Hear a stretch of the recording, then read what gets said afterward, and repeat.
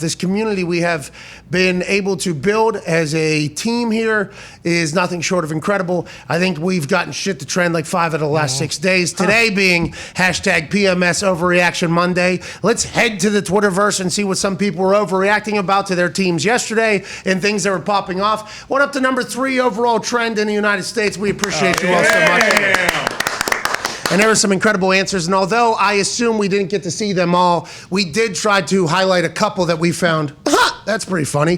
Let's go to Michael Anderson at Mikey Anderson TV. And hey, Mikey, when he gets on TV, this guy's fucking good. Oh, yeah. Lightning rod. Okay, I'll say it. I think Aaron Rodgers is purposely tanking the season as a revenge play to get Goody fired. Hashtag PMS Overreaction Monday. Mikey was not the only one that tweeted this, by the way. A lot of people tweeted. There was a lot of, hey, is he sandbagging out there? There was actually a meme created of Adam Sandler when he was quarterback for the longest yard. Yeah. Longest yard for the Mean Machine. And then Aaron Rodgers sitting there saying, he threw the game for some money. Aaron's throwing games to get Goody and Mark Murphy out of there. I don't think that's the case at all. I just think it was an absolute shit fest. But I like the Mike Anderson TVs out there saying, all right, I'll be the hero that everybody wants. Yeah, I was going through these and I was trying to really think in my head, is this an overreaction or do people legitimately feel this? Alarmingly loud crowd saying this. Yeah, a lot of people saying that. We'll ask Aaron tomorrow about everybody's thoughts on the internet about that. Let's continue to head around the internet. Let's go to Xavier Hubble at Hubble Xavier. So that would be upsetting if your name was Xavier Hubble,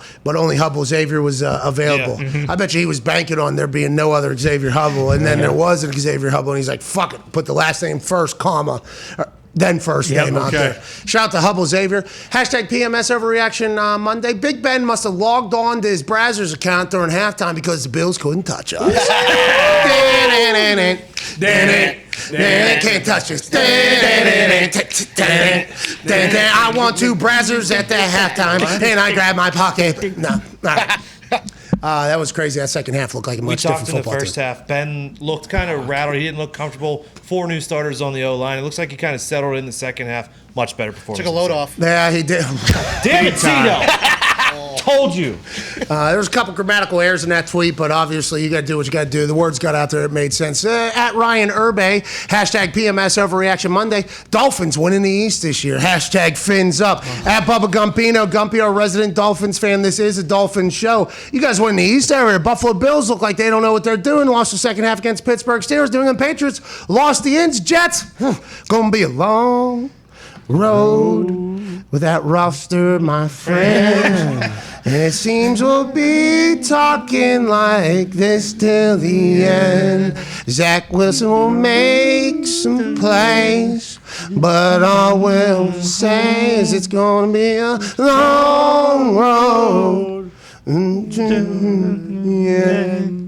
Maybe the Dolphins do win the fucking East, huh? Is that the case, Gumpy? Is that how you're feeling right now? Yeah, we're at the top right now. 3-point dogs at home against the Bills coming up next Sunday. Let's go. The Jets are going to have a long road, by the way. They also just lost Mekhi Becton, their left tackle, for 4 to 6 weeks. So. That was a devastating, as he was getting carted out, what he was saying was, why? Yeah. And we were wondering the same thing, and I think Zach Wilson was as well. I think that team, by the way, the culture is all much better than maybe it has been in a long time. But I think when Aaron, which we'll have to ask him about if he meant it or not. But when Aaron said, when I was talking to Zach, hey, that roster is going to take a little bit of time after they had just practiced together, was that Aaron observing this and reporting this, or just understanding, there's a reason they had, top 5 picks so many times? Yeah. I think that's probably the case. And I like what they're doing over there. They had a kicker punt a ball 68 yards. I love that. Amendola absolutely slaughtered the ball after a knee injury, I guess, to Braden Mann. And Brant Boyer is one of the greatest special teams coordinators in the league. He had a fire department in New York hat on yesterday, and Bob Sala, I love his energy. But I just think that's going to be a long one over there. And if Buffalo and New England are going to play this way, maybe it is Dolphins time. Okay. Hey, maybe we're going down 305. Another Cocaine Cowboys documentary's come out. Maybe Miami's thriving more than any.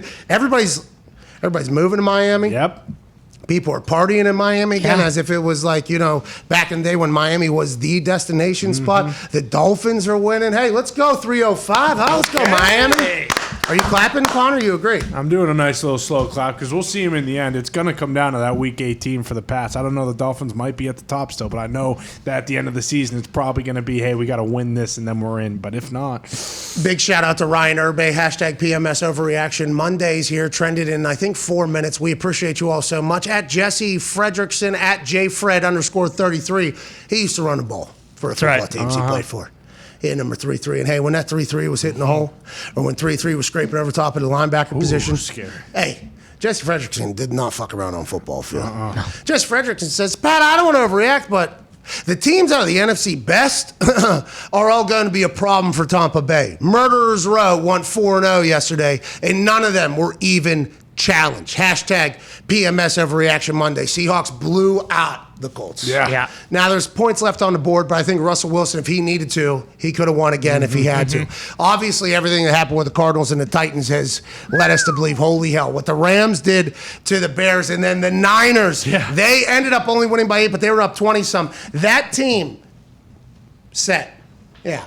That team set that the NFC West has been cooking for a couple years now, right? The talent has been built. It feels like all the organizations and franchises have done like, hey, we're going to go all in here. And they're all iron sharpening iron, right? It's just like the Houston Texans when Peyton Manning was Indianapolis Colts. They were building their team strictly to beat the Indianapolis Colts. And everybody's team got better, but nobody really knew about it because it was like the Colts division. AFC East, same type of shit, but it was the Patriots division. Even though teams would win against other divisions, everything like that, this is the Patriots division. It's going to happen right now in the AFC West with the with the Chiefs, but the Chargers, an incredible football team. It's happening right now there. This NFC West, everybody has had to up their game because if you're an owner, if you're a GM out there, it's like, hey, everybody else is getting better but us. Are we just going to get shit on for the next 10 years? It almost forces everybody's hand. I love the Murderers Row. I love the NFC best, and this is going to make the 4 o'clock slate awesome all year, and I'm very thankful for all of them. I don't love what Seattle did to the Colts yesterday, but I do like for the rest of the year that is going to be a hell of a watch, I think, for everybody. Is there any thought that those teams just might end up killing each other and that by the end of the season they're going to be so worn out that when they do end up making it to the playoffs, inevitably 3 or 4 of them, that they might be a little banged up? So you go to 17 games, you add an extra non-division game. Yeah. Okay, so there is a chance, right, that their records. I think there's some sort of thing that 3 of them can make it in. Yeah. Oh, yeah. Now you would have to have the leader, obviously, Right. but it'd be very difficult. But somebody's going to have to lose unless they just tie. What if they all just tie? Every division game. Every division game. Oh, They should man. do it. They all just tie. Hey, listen, we put a lot of money into all this. Kroenke's like, I just built a $9 billion stadium.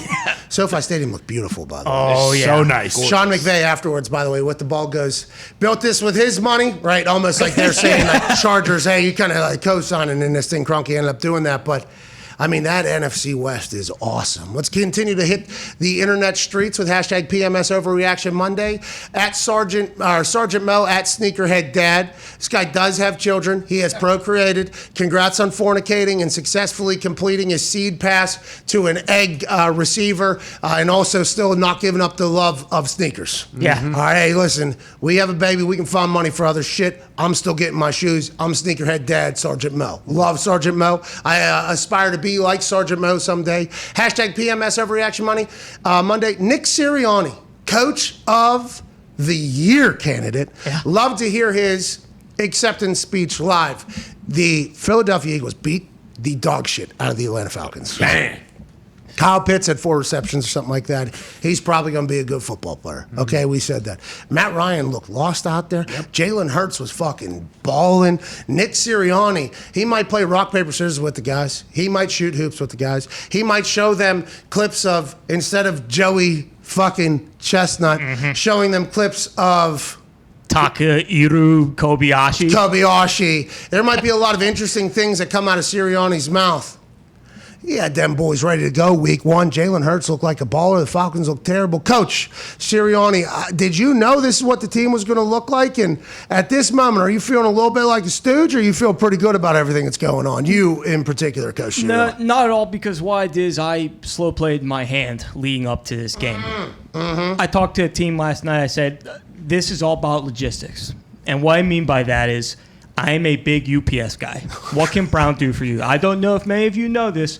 The Atlanta Falcons head coach's dad founded FedEx. I fucking hate FedEx. This is about I told Jalen, this is logistics. We're trying to get the football from point A to point B being the end zone.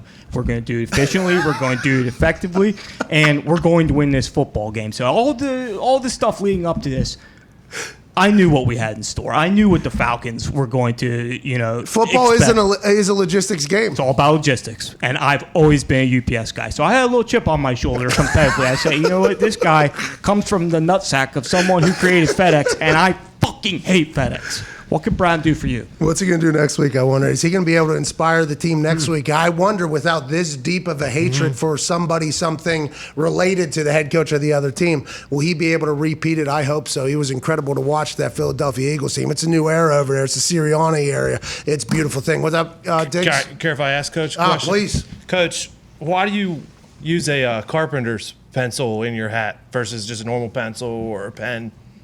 Well, because you need the thicker lead. You're going to go through adversity in the game. You're going to break the lead a couple times. It's very possible. Early the Falcons looked good. They came out. They went right down the field. They shoved it right down our throats. But then after that, you snap that lead off and you get that extra piece of thick lead. And guess what? You turn the page. Coach, you're a big plastic fork break while you're using it thing, huh?